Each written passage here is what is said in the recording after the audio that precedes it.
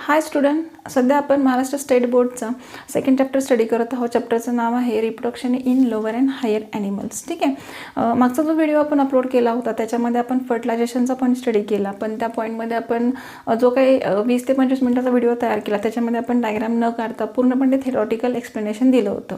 आता तुम्ही जर तो व्हिडिओ पाहिलेला असेल तर तुम्हाला आजचा जो व्हिडिओ आहे त्या व्हिडिओमधला निम्मा पार्ट इझिली समजून येईल, किंवा असं म्हणूया आपण की तुम्हाला पूर्ण हा जो पॉईंट असेल, हा पॉईंट इथून पुढचा तो चॅप्टर असेल, हा चॅप्टर देखील पूर्णपणे इझिली समजून जाईल. ठीक आहे. मग आजच्या व्हिडिओमध्ये आपण काय करणार आहोत तर एम्ब्रियोनिक डेव्हलपमेंट एक स्टडी करणार आहोत. पण एम्ब्रियोनिक डेव्हलपमेंट व्हायच्या अगोदर तुम्हाला फर्टिलायझेशन कसं होतं हे एक जस्ट 5 ते 10 मिनिटांमध्ये तुम्हाला एक्सप्लेन करणार आहे. जे आपण मागच्या लेक्चरला मिनिमम 20 मिनिटांमध्ये एक्सप्लेन केलं होतं ते एक जस्ट हिंट म्हणून एक 5 ते 10 मिनिटांमध्ये एक्सप्लेन करूया. ठीक आहे. जसं की आपण फर्टिलायझेशन हा पण मागच्या लेक्चरमध्ये स्टडी केलेला होता. तर फर्टिलायझेशनची डेफिनेशन आपण पाहिली होती. डेफिनेशन काय असेल तर haploid male gamete is fused with the haploid female gamete, then formation of a diploid zygote or embryo. ठीक आहे. मग असं फर्टिलायझेशन ज्यावेळेला आपण मॅमल्समध्ये स्टडी करतो त्यावेळेला ते कसं असतं, इंटरनल फर्टिलायझेशन असतं, हे आपण पाहिलं होतं. मग ज्यावेळेला मॅमल्समध्ये हे फर्टिलायझेशन होतं, हे फर्टिलायझेशन 3 स्टेपमध्ये होतं. हे देखील आपण मागच्या लेक्चरला थेरॉटिकल बघितलं होतं. त्यातली फर्स्ट स्टेप काय होती तर movement of sperm towards the egg. Second step कुठली होती तर entry of sperm into the ohm, आणि तिसरी स्टेप कुठली होती तर ॲक्टिवेशन ऑफ ओहम. ठीक आहे. आता ह्याच्या 3 स्टेप आहेत. या स्टेपवरती तुम्हाला मागच्या वर्षी बोर्डला लॉंग क्वेश्चनमध्ये प्रश्न विचारला होता. ठीक आहे. सो हा जो पॉईंट आहे या पॉईंटला प्लीज अवॉइड करू नका, आणि जमलं तर ही जी डायग्राम आहे जे एकदम इझी काढण्याचा मी प्रयत्न केलेला आहे, तर ही डायग्राम देखील तिथं काढण्याचा प्रयत्न केलात तुम्ही तर तुम्हाला आउट ऑफ मार्क मिळू शकतात, किंवा ह्याचे मार्क्स कोणी कट करून घेणार नाहीत. पण एक लक्षात घ्या, ही जी डायग्राम आहे ह्या डायग्राम जर तुम्हाला काढायचे असतील तर ह्या डायग्राम तुम्हाला खूप प्रॅक्टिस करावी लागेल, कारण तुमचा पेपर असतो 3 तासांचा, आणि त्याच्यामध्ये तुम्हाला ही डायग्राम काढायला 1 तास लागला तर बाकीचा पेपर तुम्ही कधी सोडवणार ह्याचाही विचार करा. सो तुम्हाला ही डायग्राम मिनिमम 2 ते 2.5 मिनिटांमध्ये काढता यावी एवढी प्रॅक्टिस तुमची ह्या डायग्रामची हवी आहे. ठीक आहे. मग ज्यावेळेला आपण फर्टिलायझेशन हा पॉईंट स्टडी करतो त्यावेळेला फर्टिलायझेशनमध्ये बघा पहिली जी स्टेप होती त्या पहिल्या स्टेपमध्ये आपण काय पाहिलं होतं तर movement of sperm towards the egg. ठीक आहे. जसं की आपण स्पर्मचं स्ट्रक्चर पाहिलं होतं किंवा ओहमचं पण स्ट्रक्चर पाहिलं होतं. ओहम जो आहे हा ओहम मल्टी लेअरने तयार झाला आहे, आणि त्याच्या मल्टी लेअर्स आहेत ह्या कशा आहेत तर एकदम ठीक आहे. सर्वात बाहेरची होती कोरोना रॅडिएटा, त्याच्या आतली होती झोना पेरिसिडा, त्याच्या आतली होती पेरिबिटेलाइन मेम्ब्रेन, आणि त्याच्या आतमध्ये सायटोप्लाझम विथ न्यूक्लियस असं एक स्ट्रक्चर होतं. स्पर्मला ज्यावेळेला स्टडी केलं होतं त्यावेळेला स्पर्मला हेड होतं, मध्ये मिडल बीस आहे आणि खाली टेल आहे. आता ज्या वेळेला कॉप्युलेशन ही प्रोसेस होते किंवा त्यालाच झुलॉजिकल भाषेमध्ये कोइटस असं म्हटलं जातं, त्यावेळेला मेलच्या बॉडीमधलं 3 to 5 ml मध्ये जे सिमेन असतं हे सिमेन फिमेलच्या बॉडीमध्ये ट्रान्सफर केलं जातं. फिमेलमध्ये 300 मिलियन्स एवढे स्पर्म प्रेझेंट असतात, आणि हे सगळे स्पर्म काय होतात ड्युरिंग कॉप्युलेशन फिमेलच्या रिप्रोडक्टिव्ह पार्टमध्ये वाया वजायना एंट्री करतात. ठीक आहे. आता एंट्री केल्यानंतर तिथं जो वजायनाचा पार्ट असतो किंवा जे सर्विक्स असतं तिथून ते एंट्री करतात. तिथं तो जो रिजन असतो तिथलं टेम्परेचर असेल किंवा तिथली जी क्लायमॅटिक कंडिशन असेल किंवा तिथलं जे ॲसिड असेल या पूर्ण सगळ्याचा इफेक्ट होऊन जेवढे स्पर्म आतमध्ये एंट्री करतात हे सगळे स्पर्म फुल्ली ट्रॅव्हलिंग न करता 50% जे स्पर्म असतात हे स्पर्म काय होतात तिथे डिस्ट्रॉय होऊन जातात. ठीक आहे. मग ते जे उरलेले स्पर्म असतात म्हणजे ते जे 50% मध्ये राहिलेले जे स्पर्म असतात ते स्पर्म काय होतात ट्रॅव्हलिंग करायला सुरुवात करतात. मग ट्रॅव्हलिंग त्यांचं कुठून कुठंपर्यंत असतं तर वजायना टू फॉलोपियन ट्यूब. ठीक आहे. हे आपण मागच्या लेक्चरमध्ये पाहिलेलं होतं. आता हा जो वजायना टू फॉलोपियन ट्यूबचा हा जो ट्रॅव्हलिंगचा ट्रॅक आहे हा ट्रॅक मिनिमम 30 सेंटीमीटरचा असतो, आणि हा जो ट्रॅक असतो हा ट्रॅक कंप्लीट करून फक्त त्या 50% मधले फक्त 100 to 200 स्पर्म जे असतात ते त्या ओहमपर्यंत पोचतात. ठीक आहे. आणि ते जे स्पर्म तिथंपर्यंत पोचतात ते सगळे स्पर्म त्या ओहममध्ये पेनिट्रेट होण्यासाठी प्रयत्न करतात. ठीक आहे. तिथं पेनिट्रेशनची प्रोसेस सुरू होते. तर ती पेनिट्रेशनची प्रोसेस कशी असते बघा, सर्वात बाहेर असते ही ब्ल्यू कलरमधली अशी थिकेस्ट अशी लेअर असते, तिचं नाव आहे कोरोना रॅडिएटा. जसं की आपण मागच्या लेक्चरमध्ये पाहिलं होतं, corona radiata is consist of a number of granulosa cells. ठीक आहे. मग ह्या ग्रॅन्युलोसा सेल्सच्या कॉन्टॅक्टमध्ये कोण येतो स्पर्म येतो, आणि स्पर्मला ज्यावेळेला पाहिलं होतं त्यावेळेला स्पर्मला हेड होतं, आणि हेडवरती एक कॅप होती, त्या कॅपला ॲक्रोझोम असं म्हणतात, आणि त्या ॲक्रोझोममध्ये हायड्रोलायटिक एन्झाईम्स असतात. मध्ये एन्झाईम कोणते असतात तर त्यातला पहिला एन्झाईम होता ग्लुरोनायडेज, आणि सेकंड होता कोरोना पेनिट्रेटिंग एन्झाईम. मग त्यातला जो कोरोना पेनिट्रेटिंग एन्झाईम असतो हा एन्झाईम तिथं रिलीज केला जातो आणि रिलीज केल्यानंतर जो स्पर्म असतो हा स्पर्म काय होतो त्याच्या हेडकडून कोरोना रेडिएटाच्या सगळ्या ग्रॅन्युलोसार सेल्सला डिझॉल्व्ह करून झोना पेलुसिडामध्ये एंट्री करतो. आता झोना पेलुसिडा हा असा एक लेअर आहे की ज्या लेअरमध्ये प्रोटीन रिसेप्टर्स असतात जे फर्टिलायझरने तयार झालेले असतात आणि ते जे फर्टिलायझर तयार झालेले रिसेप्टर प्रोटीन्स असतात हे सगळे रिसेप्टर प्रोटीन्स स्पर्ममध्ये असणाऱ्या अँटी फर्टिलायझरबरोबर कनेक्ट होतात आणि तिथून देखील हा स्पर्म काय होतो झोना पेलुसिडामधून आतमध्ये एंट्री करतो. ठीक आहे. आता आतमध्ये एंट्री केल्यानंतर ह्याचं डायरेक्ट कनेक्शन कुणापाशी येतं तर पेरिव्हिटेलाइन मेम्ब्रेनपाशी येतं. आता पेरिव्हिटेलाइन मेम्ब्रेनपाशी आल्यानंतर जो ओव्हममधला न्यूक्लियस असतो हा न्यूक्लियस त्याची फक्त मेटाफेज सेकंड कंप्लीट करून तिथं स्टॉप झालेला असतो. ज्या वेळेला हा जो स्पर्म असतो हा स्पर्म पेरिव्हिटेलाइन मेम्ब्रेनला टच करतो.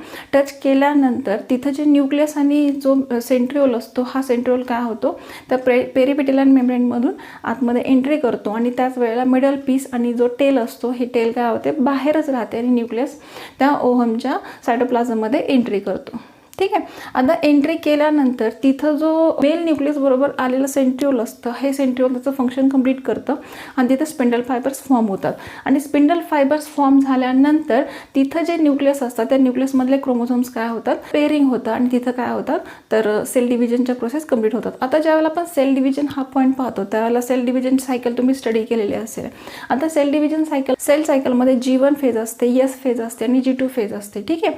आता G1 G2 किंवा S फेज म्हणजे काय असेल तर ग्रोथ फेज आणि सिंथेटिक फेज आहेत बरोबर. आणि त्याच्यानंतर कुठली फेज येते मायटॉसिस आणि मिओसिस फेज येते बरोबर. म्हणजे मायटॉसिस आणि मिओसिस ह्या सेल डिव्हिजन येतात. मग ज्या वेळेला आपण ह्या दोघांमधलं सेल डिव्हिजन पाहतो त्यावेळेला तिथं कुठल्याही प्रकारची ग्रोथ फेज कंप्लीट होत नाही हे तुम्हाला CETला किंवा नीटला विचारलं जाऊ शकतं. मग इथं ॲक्च्युली काय होतं तर इथं जे क्रोमोझोमचं पेअरिंग केलं जातं आणि तिथं जो DNA असतो ह्या DNAचं फास्टली मल्टिप्लिकेशन होतं आणि तिथं जो ऑक्सिजनचा कन्झम्पशनचा रेट असतो हा देखील रेट काय होतो हाय होतो. कधी ज्या वेळेला ह्या क्रोमोझोमचं पेअरिंग होतं म्हणजे कुठल्या मेल आणि फिमेल ह्या दोन्ही न्यूक्लियसचं ज्या वेळेला फ्युजन होतं त्यावेळेला तिथं DNAचं फास्टली रेप्लिकेशन केलं जातं आणि हाय रेटमध्ये ऑक्सिजन कंझ्युम केला जातो. ठीक आहे. तुम्हाला होप्सो ह्या डायग्रामवरून आपण फर्टिलायझेशनची जी प्रोसेस मागच्या लेक्चरमध्ये एक्सप्लेनेशन केलं होतं त्या ह्या पूर्ण व्हिडिओचा होप्सो तुम्हाला एक शॉर्टमध्ये समजलं असेल की ॲक्च्युली मला मागच्या व्हिडिओमध्ये तुम्हाला नक्की काय समजून सांगायचं होतं. ठीक आहे. आता याच्या पुढचा पॉईंट काय येणार आहे पहा. ज्या वेळेला मेल न्यूक्लियस आणि फिमेल न्यूक्लियस ह्या दोघांचं फ्युजन होतं फ्युजन झाल्यानंतर इथं काय होतं स्पिंडल फायबर्स फॉर्म होतात. जसं आपण मागच्या लेक्चरमध्ये सांगितलं होतं की जे मेल न्यूक्लियस असतं हे स्वतःचं प्रो न्यूक्लियस फॉर्म करतं आणि फिमेल न्यूक्लियस असतं हे स्वतःचं प्रो न्यूक्लियस फॉर्म करतं आणि ह्या दोघांमध्ये काय होतं फ्युजन होतं आणि फ्युजन झाल्यानंतर म्हणजे जसं मेलचा हा हॅप्लॉइड न्यूक्लियस असतो तसा फिमेलचा देखील हॅप्लॉइड न्यूक्लियस असतो आणि ह्या दोघांचं फ्युजन होऊन नंतर काय फॉर्म होतं डिप्लॉइड असा झायगोट फॉर्म होतो. ठीक आहे. मग आता हा जो डिप्लॉइड झायगोट फॉर्म झालेला आहे या झायगोटची पुन्हा मॅच्युरेशन होतं आणि मॅच्युरेशन झाल्यानंतर ह्याचे कन्वर्जन कशामध्ये एम्ब्रिओमध्ये होतं. म्हणजे ॲक्च्युली जो डिप्लॉइड झायगोट असतो हा या झायगोटला आपण एम्ब्रिओ असं म्हणत असतो. ठीक आहे.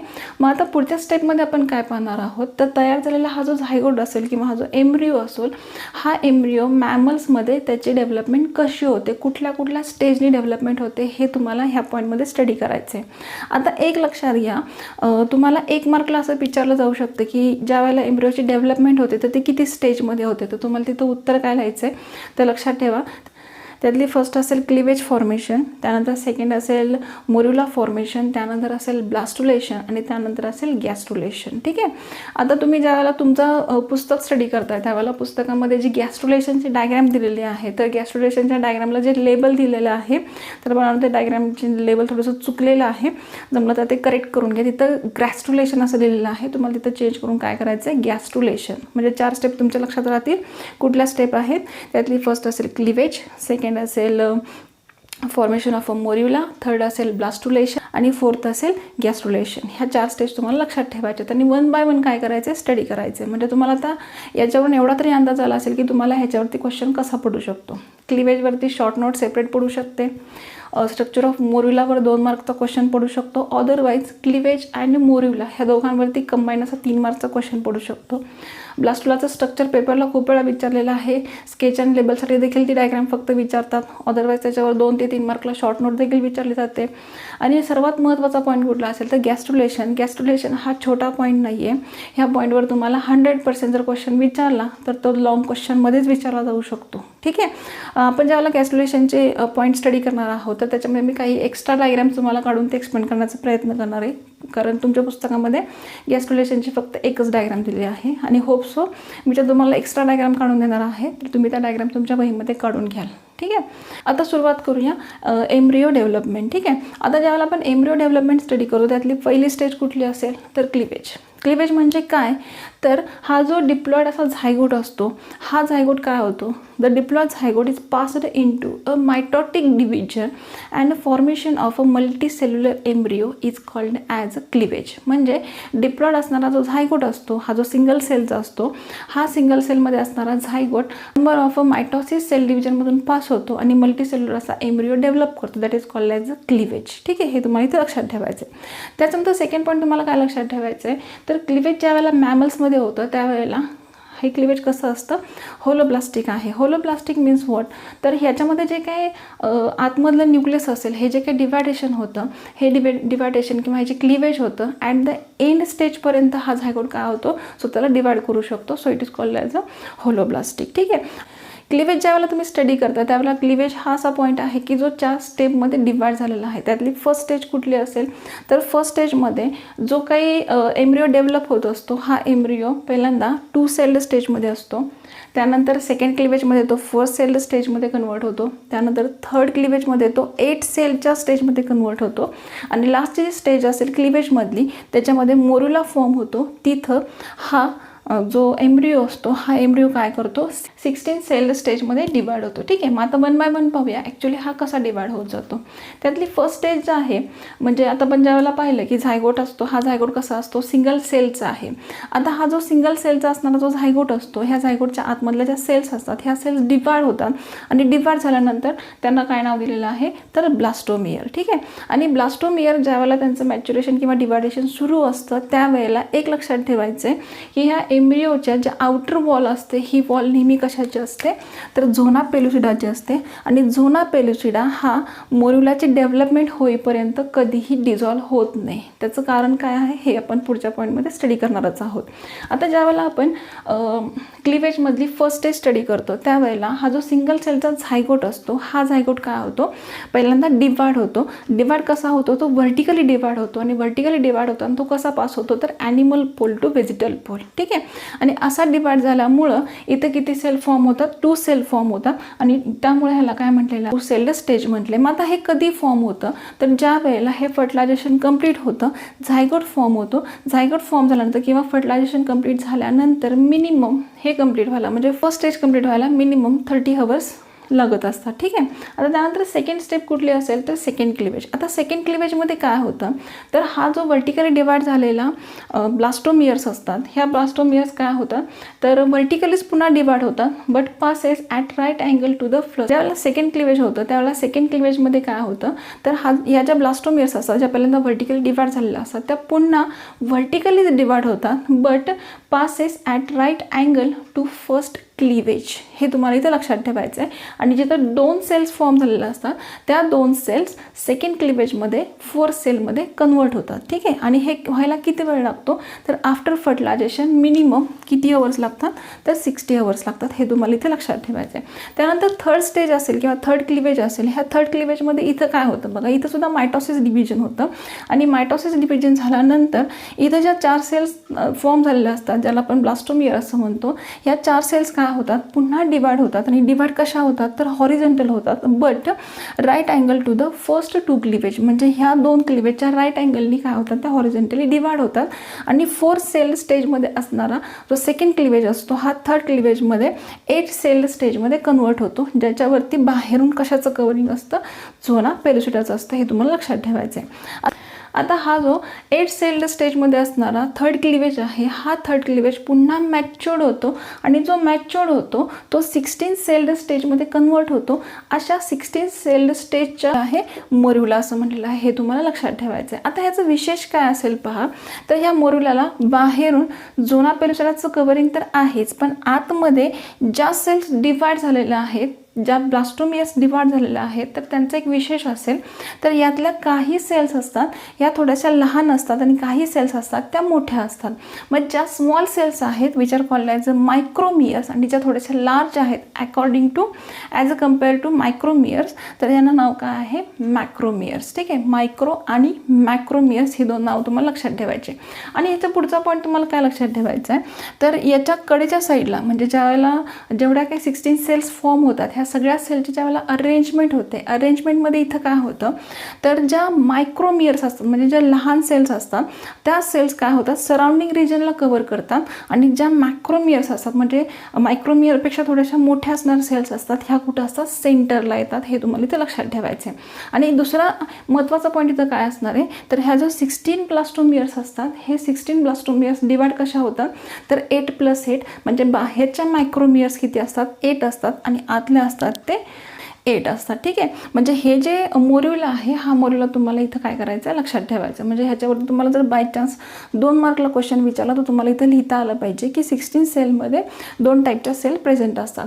These are a part of a cleavage. ठीक आहे, म्हणजे तुम्हाला इथं एम्ब्रियो डेव्हलपमेंटमध्ये कुठल्या स्टेज आत्ता आपण बघितला तर क्लिवेज एक बघितले आणि फॉर्मेशन ऑफ अ ब्लास्टुला. आता त्यानंतरचा नेक्स्ट पॉईंट कुठला असेल तर ब्लास्टुलेशन आणि फोर्थ कुठला असेल तर गॅस्ट्रुलेशन हा आपण आता स्टडी करूया. ठीक आहे.